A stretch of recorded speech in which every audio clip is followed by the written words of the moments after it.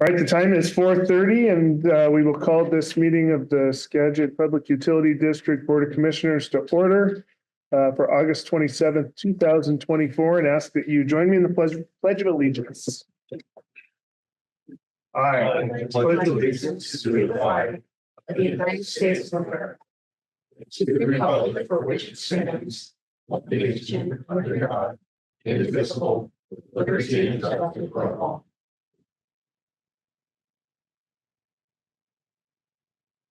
All right, so at this time, I would entertain a motion to approve the consent agenda items 1 through 7. A motion to approve consent agenda items 1 through 7. Second. Motion second, all in favor, signify by saying aye. Aye. Opposed?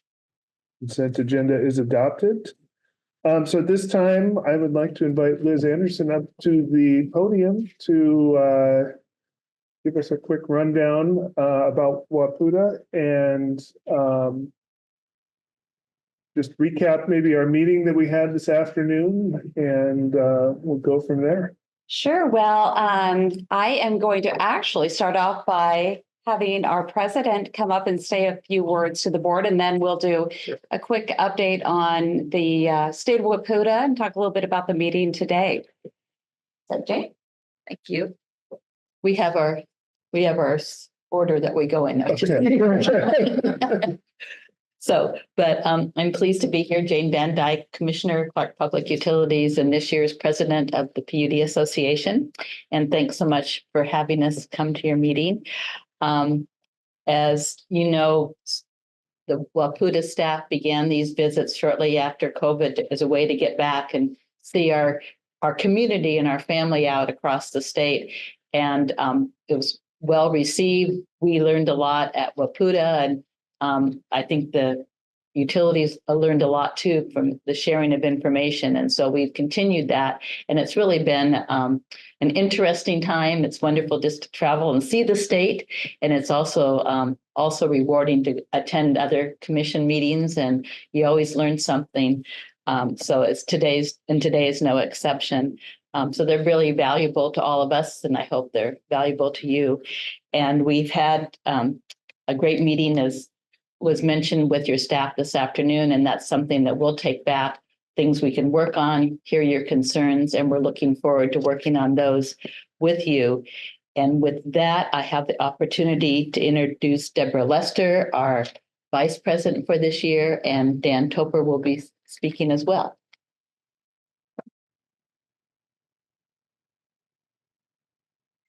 Thank you, General Manager George Sidhu, and the staff here at Skagit PUD, and also Commissioners Andrew, Joe, and Corin.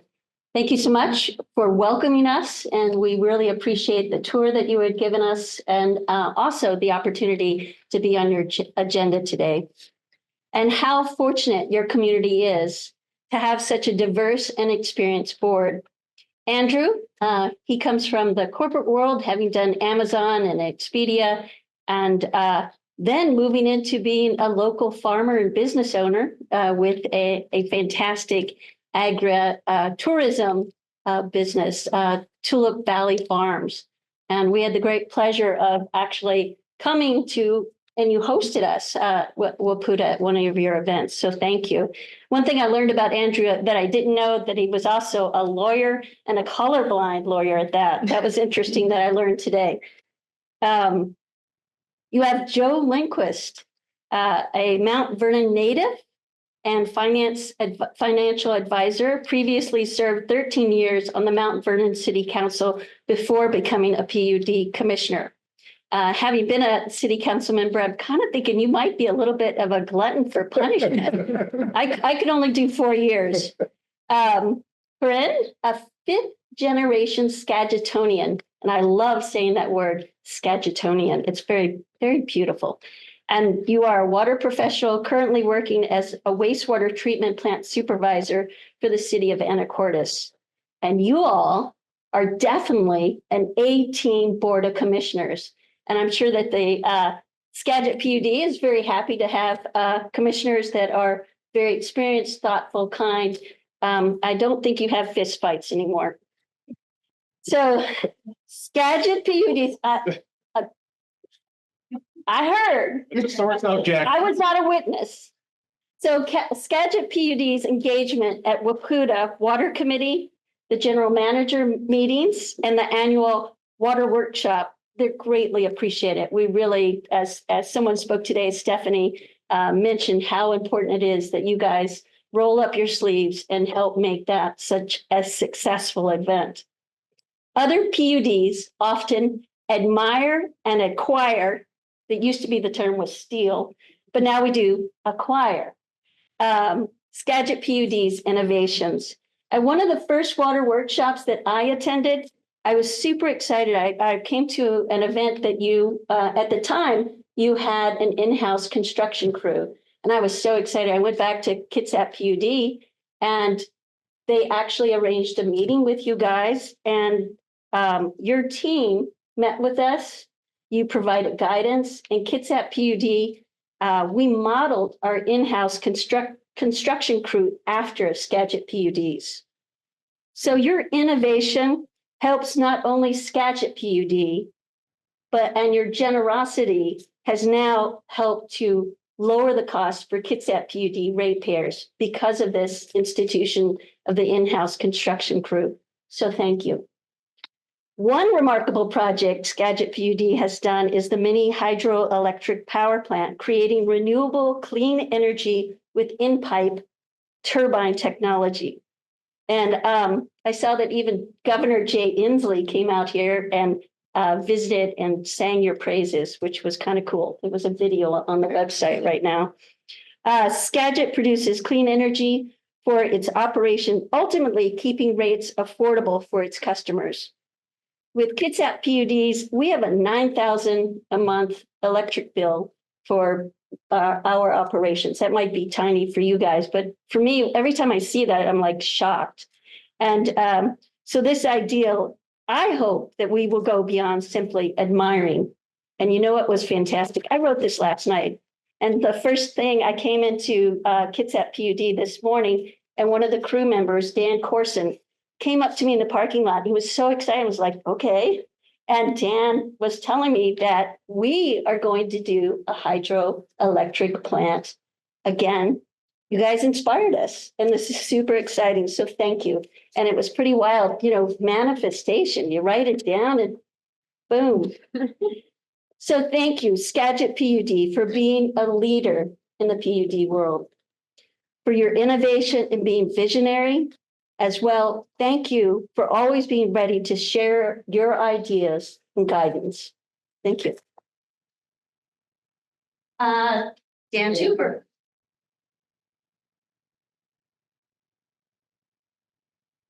Good afternoon, and thank you for your hospitality. It's great to be here today. I'm the executive committee secretary for this year. I'm Commissioner Jefferson PUD.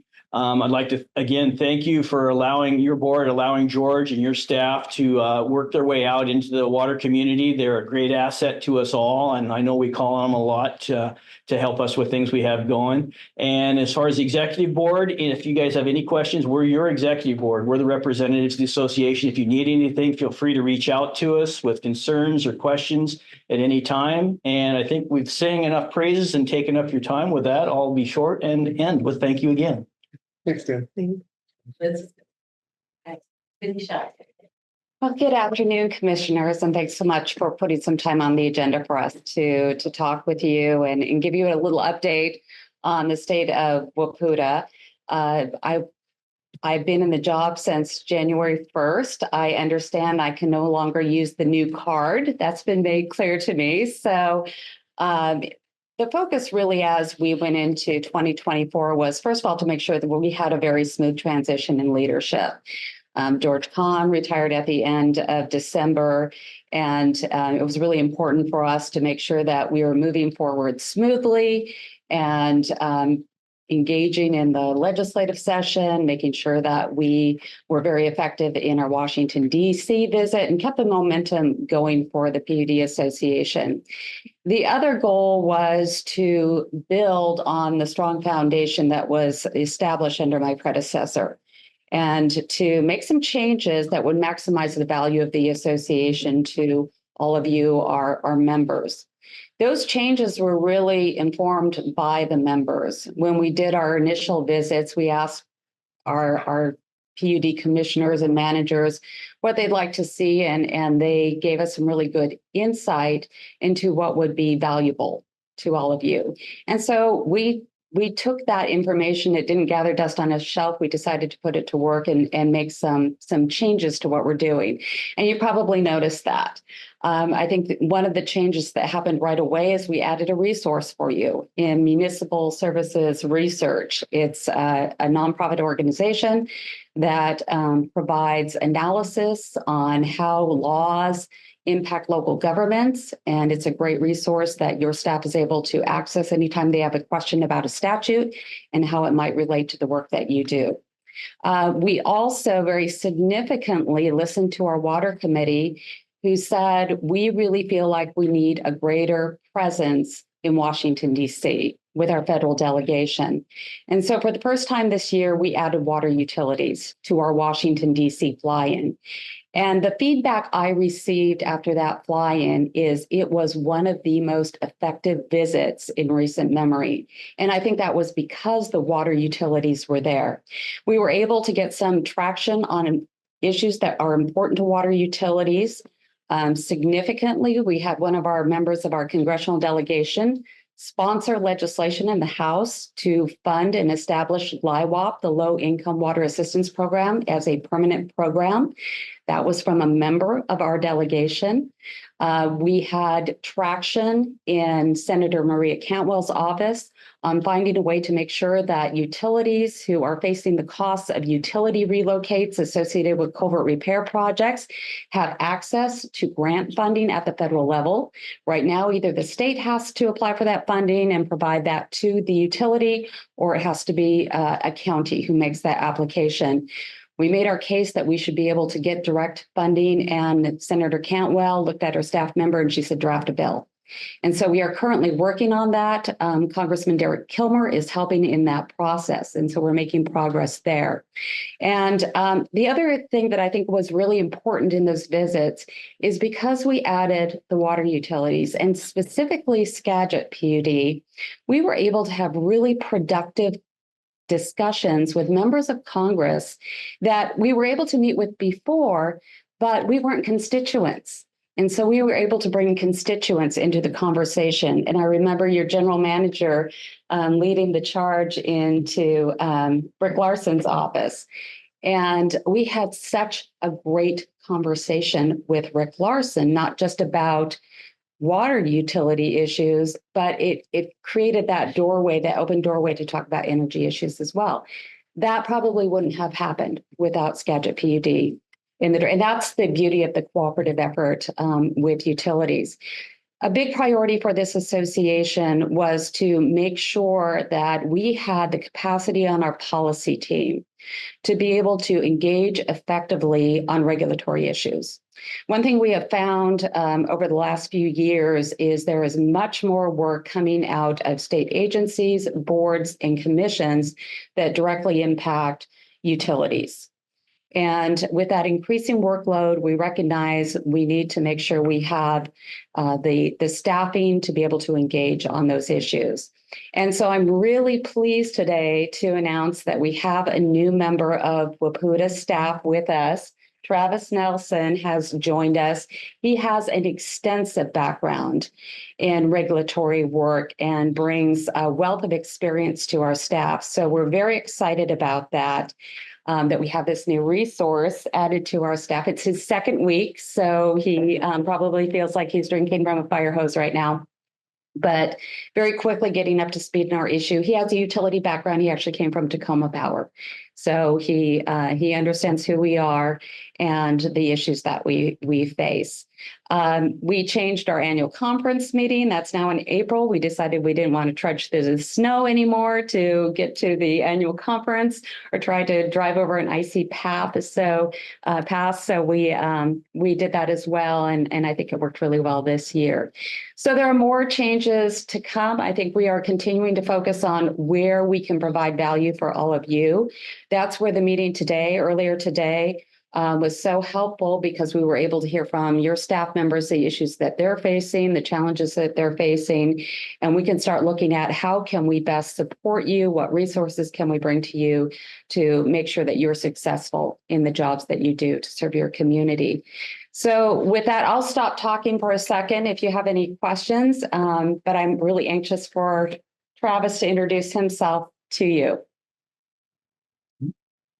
All right. Travis, you want to come up and give a little bit about your background? Sure. So, thank you for having us. Commissioners, General Manager, we spoke earlier today. Good to meet you. I'm Travis Nelson, Regulatory Affairs Manager.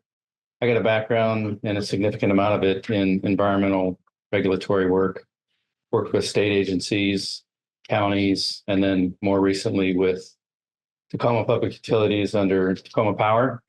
And so looking forward to serving you all and the rest of the utilities in the state with my experience. And it's a great team to work with so far. It's I feel a little bit like royalty. It's a little weird to get this kind of a welcoming, but I'm used to working in public. So, I mean, oops, sorry. But really looking forward to it. Appreciate everything that we got to see today. Great new building. I like this building too. It's a nice building, but thank you so much. Yeah, that's me. All right. And I do have to say something about your new building. It's absolutely beautiful. And perhaps you didn't know I was measuring and taking pictures because I think it would be an excellent space for a WAPUTA meeting. So I think it's just a perfect venue for that. And hopefully we can arrange something because it's really worth everybody getting to take a look at the beautiful work that you've done. So one more thing, Stephanie Zalafuza, who is our policy manager, is here, and she's been working vigilantly on issues that are important to your utility. And I'm going to have her come up, just give you a brief overview of some of the key issues that we're continuing to focus on. And then if you have any questions, we're here.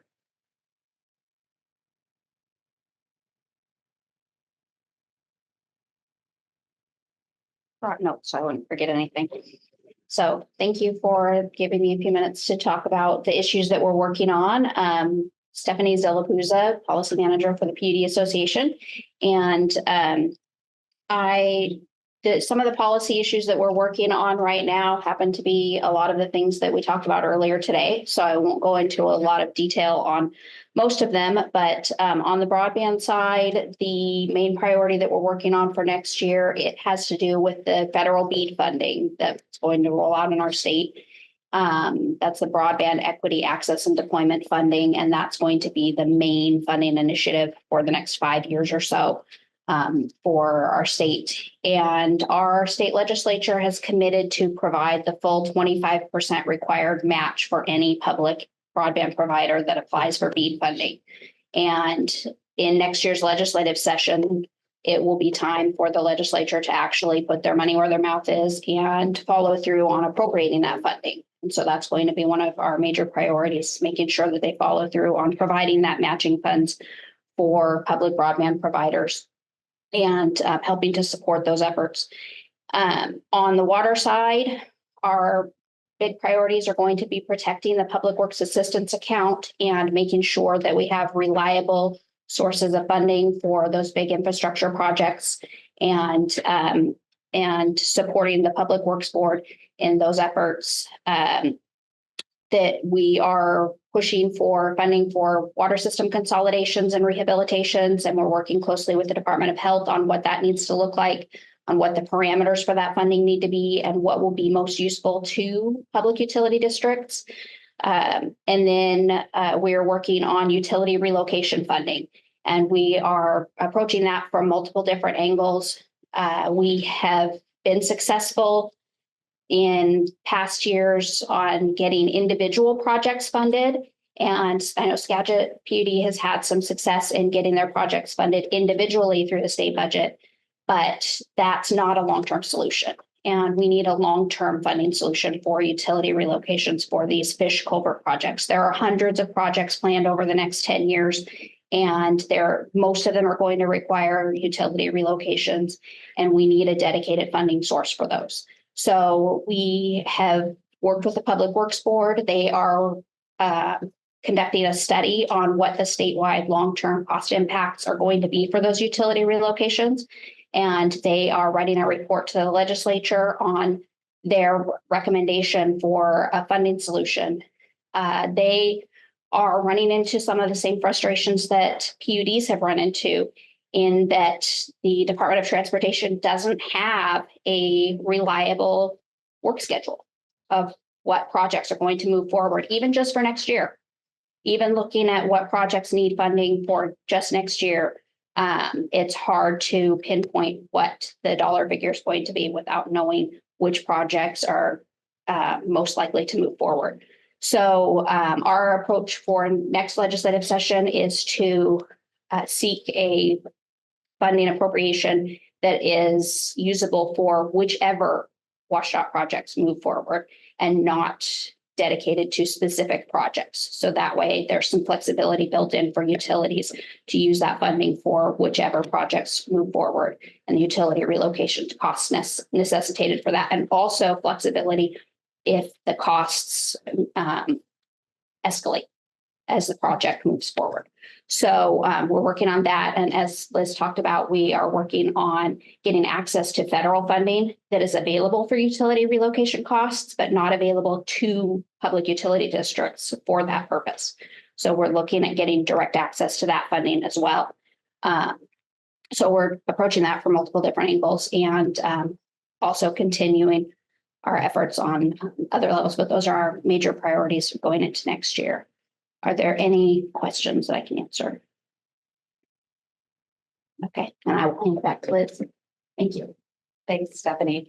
So we are putting together our legislative priorities for the 2025 session. And if there's anything that we can help you work on, if there's a policy issue you want us to support you on, just let us know, and we'll be happy to put that on our list as well. Also, just to follow up on something Stephanie said, we're also tackling this utility relocate issue directly with transportation. And we are asking transportation, when you apply for federal grants, which you should be doing, to make sure that those utility relocate costs are included in those grant requests. So we will see how they respond to that. All right. Otherwise, we are grateful for your membership.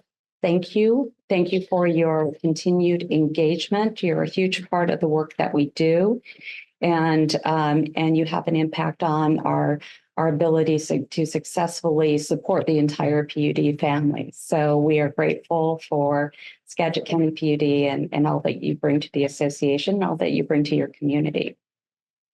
Thank you. Thank you, Lisa.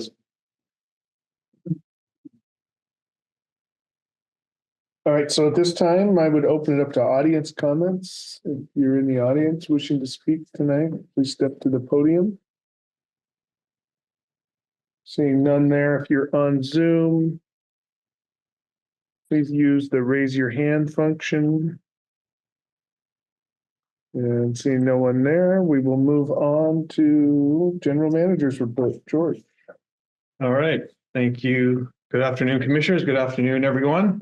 I'll just start by acknowledging the WAPUTA staff. So thanks, Liz, Travis, Stephanie, and Deborah, Jane, and Dan for coming.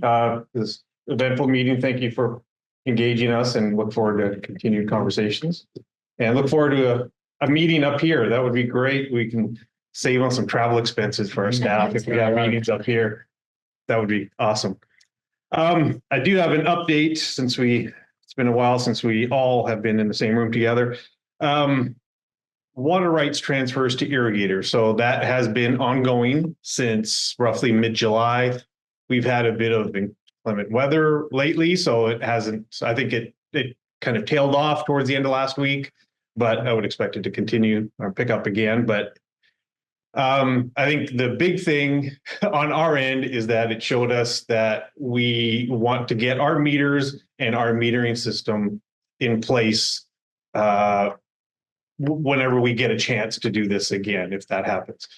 We weren't able to get the meters in place this year, so we've continued to do it the manual way as we have before, and it works. It's just not easy and doesn't accomplish some of the goals that we want. So that is a big thing for us, that if we do it again, the meters are a big part of it. So it's good confirmation for that. Right now, in terms of all the staff managers and supervisors for non-represented staff are currently working on delivering performance evaluations. So we're hoping to get all the evaluations and the merit recommendations complete so that we can get that into the budget for 2025. As has been mentioned earlier, the water workshop, so that's scheduled for September 25th, 27th, Spokane. I believe 2 of you are planning to attend, so that's great. A lot of our staff, as mentioned, will be involved as well as either presenters or moderators. And then I mentioned the budget earlier, so we've been working on updating our CIP and getting it ready for inclusion in the budget. So that's going well. Brian's putting all that information together. And so speaking of that budget hearing, I just want to go over, because it's changed a little bit, our meeting schedule coming up, including the meetings in October. So I think you have all this information and it'll be in the minutes as Shannon picks all this up too. But our next meeting is September 10th. That's a regular board meeting. We are trying to get a joint SkagitNet meeting on that same day before our regular meeting. We just don't have confirmation of it yet, but as soon as we get that, we'll let you know. And that was going to be on Zoom, right? Zoom, yeah, we're going to try and just do that remotely with each of our boards. So confirmation is coming on that. September 24th, we've canceled that meeting. So then our next meeting would be October 8th, which would be our budget hearing. Because of schedules in October, our first budget work session is going to be the next day, October 9th. And unless there's any objections, we could do it at 4:30. It's an easy time. It's a time that we're used to. We can change the time though, folks. I have a doctor's appointment that evening, so my trip to Guatemala got canceled. So my whole next week is all open once again. That just happened yesterday. So Could you do earlier on that day? on the 9th? 9th. I can do whenever on the 9th. On the 9th? Okay. So then we'll propose a time, maybe just do it earlier that afternoon, if that's okay with Andrew, Joe. You guys can check your Yeah, schedules. that should be Okay. fine. So we'll try and we'll probably just stick to that day since That's fine. a lot of confusion, but we'll just do it early. Okay. Then the 22nd, October 22nd is a regular meeting.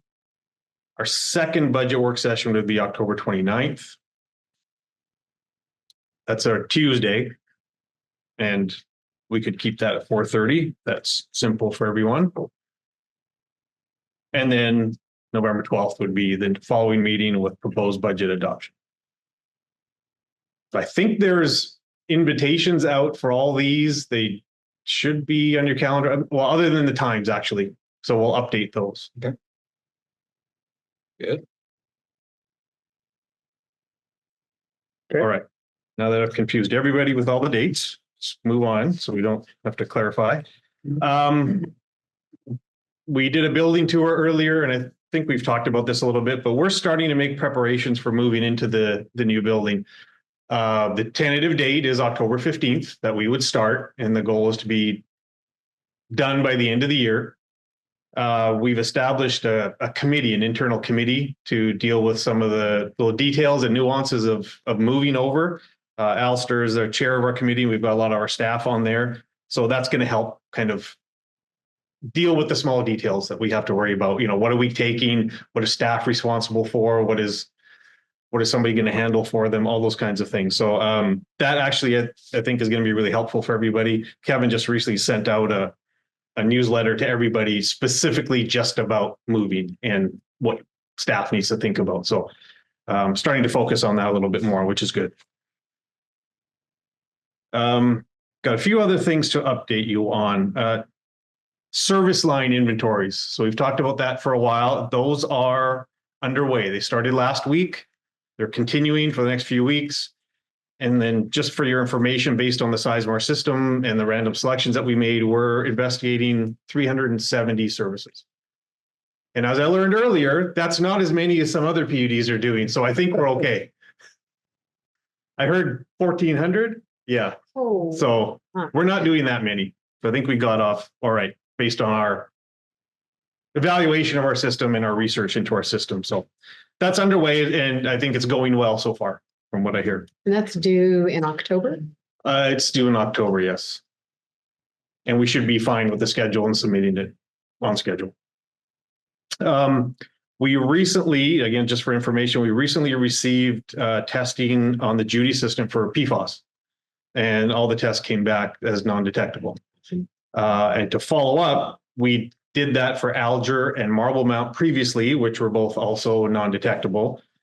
And Mike can clarify if I don't have this correct, but we've applied for funding from DOH to do testing on some additional systems, Potlatch, Rockport, Cedar Grove, and Skagit Village, but I don't think we've done those yet. So we're going to be doing more of our system, but so far so good. Does the non-detect mean that does that trigger us to do less frequent based on or it's just voluntary? I don't think there's a rule made for frequency of testing on that yet. I think we're just doing initial testing at this point.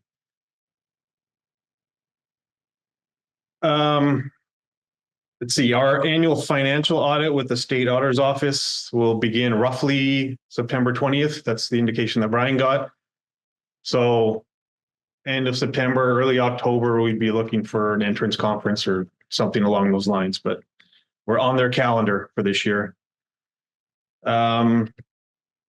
We've scheduled, and I think Kevin forwarded this invitation, an elected officials tour on September 19th. We try to do this for all the newly elected officials at city councils, Skagit County commissioners.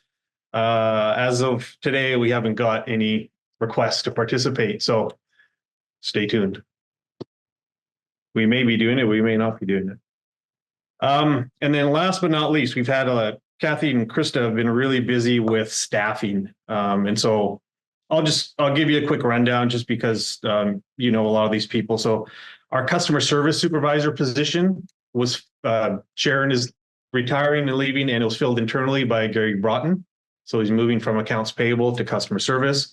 And so Gary is now training on his new job, and he's training a temp employee to fill in for accounts payable while there's a period of time where he can decide whether he wants to stay in that position or not. So he's training our temp, Karen, to learn his job while he takes on the supervisor role.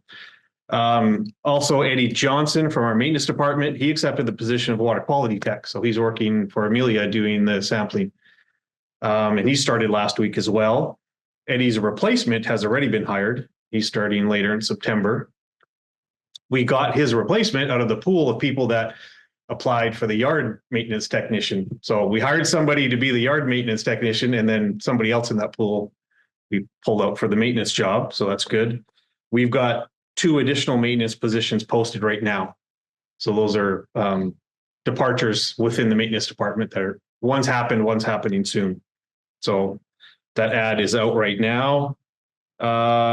We are going to have a vacancy in our customer service department. Brenda is leaving. She's moving out of the area. And so we've got a temp CSR there as well. Her name's Megan. So that's a lot of movement internally. So Kathy's been busy coordinating all of that. And then cherry on the cake for Kathy is that we've got bargaining to do this year, but that has not started yet. So I think the first meeting is in September.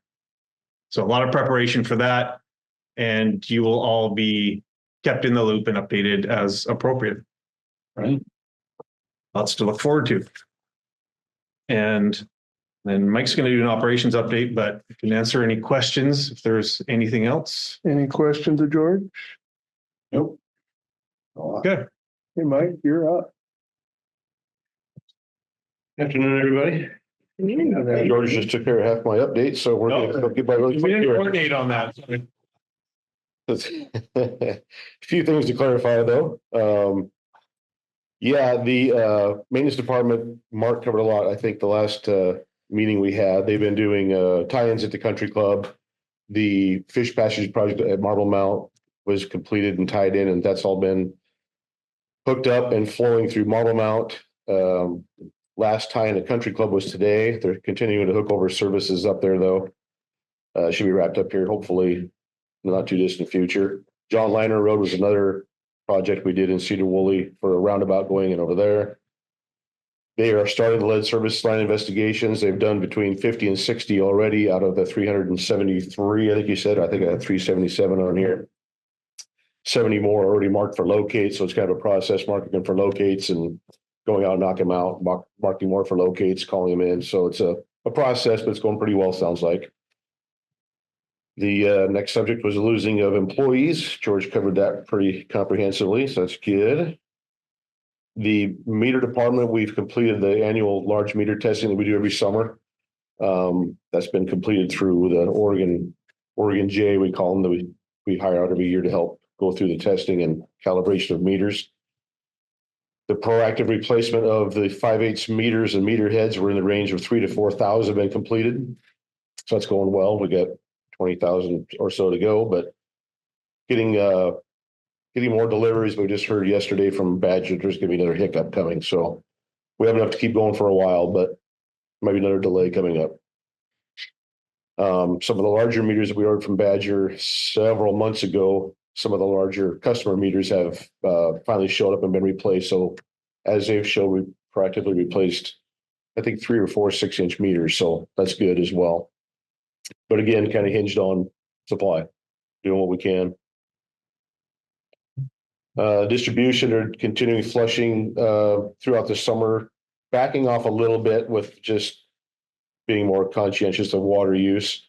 And we have some leak detection equipment out on Highway 9 where we've had some repeated leaks. By Mosier Road, there's a section of pipe there that's been notoriously corroding just due to magnetic influence from some nearby power lines. We think there's some investigating going on there, but we're monitoring that to make sure there's no recurring leaks that we're not aware of.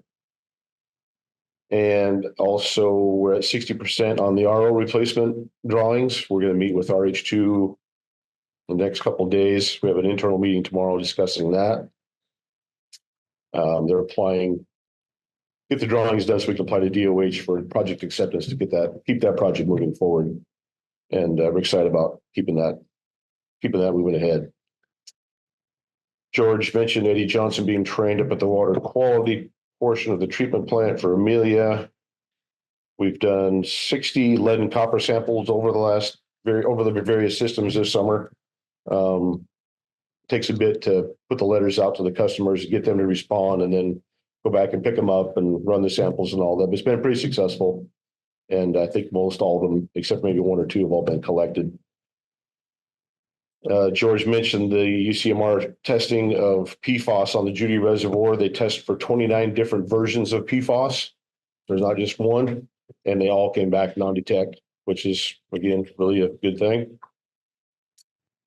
We had a new employee start at the treatment plant on the 12th. Cameron Crine started up there as another operator / maintenance for now to help fill in shifts. He comes in with pretty good credentials, and we're going to try and get him up to speed to a treatment plant 3 in a short order of time so he can fill in shifts. Where did he come from? He came from East Sound Water, is the last place he worked out on Orcas, but he's had several other positions where he's done instrumentation and water treatment and different degrees of expertise. So he's going to fit in really well up there. Does he have his OIT currently, or? I think he has his 2. Oh, he has 2. Yeah. That's awesome. Yeah, no, we're pretty fortunate there. We're going to add some more ammonia alarming to the water treatment plant that was part of the CO2 alarming, that we're going to add some more instrumentation kind of based on UCC's availability. And another exciting thing, yesterday we started the Gilligan automation. They started digging out the pipeline, started putting the vault in today, cutting the valve in. So we should have the piping through the vault and the vault set hopefully by the end of the week. And then again, waiting on QCC for telemetry, running the conduit, getting all the bits and pieces and all that hooked up, but the piping should be in and the valve in and all that by the end of the week. Is that gonna be fiber telemetry or is it gonna be cell or? It'll be They- cell from the meter location to the treatment plant. Oh, cool. Yeah. And hopefully, What do So good. how soon do you think you get that online? it's gonna depend on when we get the cabinet from QCC. Yeah. Yeah, we'll have all of our conduits run and the valve, waiting for the valve to get here was one of the biggest things. It showed up, it's all mounted. I was gonna show a picture today of just them digging it out, but I'll wait. The next update will kind of a comprehensive kind of show the whole thing being done. Hopefully, I'll try and get all that put together. But yeah, we're gonna have to wait on QCC. I think they said mid-September, so hopefully a few weeks. We're really hoping to get it going by winter where we can start collecting water. That's the plan. Yeah. Yeah, if nothing else, we'll have HOA switches on top and power to the vault, so at least they can go to the gate and do it there, and not have to drive clear to the intake. But as far as a full automation, it might take a little bit of working out the details and the telemetry and the HMI and all that kind of stuff. So, That'll still save so much time. oh my gosh, yes. And I think the biggest thing for this project for us is when the stream gets above the flows where we can take water. If it happens in the middle of the night or weekends when it's not available for people to go do it, it'll work on its own. That's the plan. And also recently, the pieces of equipment that we put up on the auction, we sold 6 in the last, well, we only put 6 on there. We have another 5 pieces or so we're gonna put on there next. Didn't want to have them all on there at one time. But we made just under $60,000, a little over $60,000. Couple of the pieces we sold, one of the pieces we sold for more than we bought it for in 1993, so that was good. And a couple of other ones, we got more than half of their paid value that we again paid for 30 years ago. So we did pretty well on a lot of them. And outside that, that's about it. Unless there's any questions. Keep it up. Thanks. Thanks, Mike. Mike. All right, next up, Chris Schaff with a recommendation to award the North Burlington Pipeline Replacement Projects. Good afternoon, Commissioners. Good afternoon. General Manager Sadhu. Good afternoon. I'm here to present the recommendation to award for the North Burlington Pipeline Replacement Project. This project is taking place in North Burlington around Highway 20. We are going to replace 4-inch and 6-inch AC pipe that is exceeding its useful life. We're going to replace that with 8-inch ductile iron pipe. We advertised this project on August 9th and we opened bids this last Friday. We received 7 bids, with Faber being the low bid. And after checking their references and their bid, they are deemed responsible and responsive. Any questions regarding this project? Chris, I was just noticing it's kind of a bit of an assortment of different streets and stuff. Has the other stuff already been done in that area mostly, or is it? Those are, we're getting rid of all the AC. We're trying to get rid of AC in those areas. So Okay. it's all just AC pipe. And in-house, we call it the Tree Street project because all those streets are named after trees. Okay. And then has all the other sections, are those also in ductile instead of like switching over to HDPE or some other, what's the benefit of going ductile versus? Usually under the highways, we want ductile iron pipe. For structural integrity, essentially. Any further questions? For me, It's your pleasure on awarding the bid. I move that we authorize the general manager into a contract with Faber Construction in the amount of $1,800,087,287.72 for the construction of the North Burlington Pipeline Replacement Project. I second. Motion and a second. All in favor, signify by saying aye. Aye. Opposed? Okay. The right. bid has been awarded. Thank you. It's Chris. Thanks, Chris. George, are you presenting the next one? Yeah. So next up, we have resolution 2306-24 declaring an emergency related to repeated pipe failures on East Blackburn Road. Yeah, so as the title of the resolution says, we've been having multiple pipe failures on one section of pipe on East Blackburn Road. It is 2-inch PVC from 1968. On either end, there is newer pipe that, and this section of pipe just hasn't been replaced yet. It will be replaced as part of a development project in that area. The developer will replace some of it. We will finish the replacement. Obviously, development projects take time, and so we don't have an exact schedule on when that's going to happen. We've been waiting for it to happen, but it hasn't happened yet. And so these breaks, we've had 4 in the last 3 years and 2 in just the last 3 weeks. And each break impacts a specific home on that road. And so they've been getting the brunt of the damage that's on from each of the breaks. And they both came up and saw Jay on Monday to fill out another claim form because they're used to that process. It's happened enough. Unfortunately, ServPro also knows them because they've seen them so many times. But because the pipes have broken and the water's been impacting the property so often, it's channelized and the water just is actually directed at their house. So they've hired an engineer on their part to assess the foundation. So on our end, it's a claim. It's a claim with Endurus to just, we pay our deductible and Endurus takes care of it. But the frequency is increasing. It's likely that the amount of the claim will continue to increase. We're at risk of having an issue with our premiums if this turns into a significant issue. It's not just an older farmhouse out on East Blackburn Road. It's a newer home. It's pretty big. It's a nice house. Unfortunately, they're just in the way. Or unfortunately, the pipes just break in a location that it gets diverted right towards your home. So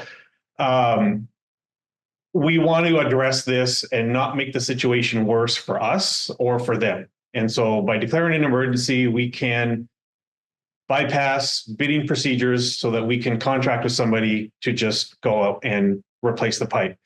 We don't know exactly how we're going to do this yet. I think Mike is talking to the developer. We're trying to see if we can get him to increase his schedule, speed it up, have them go and do it. We're short-staffed right now because of the vacancies that we talked about, and then just other priorities like the service line project.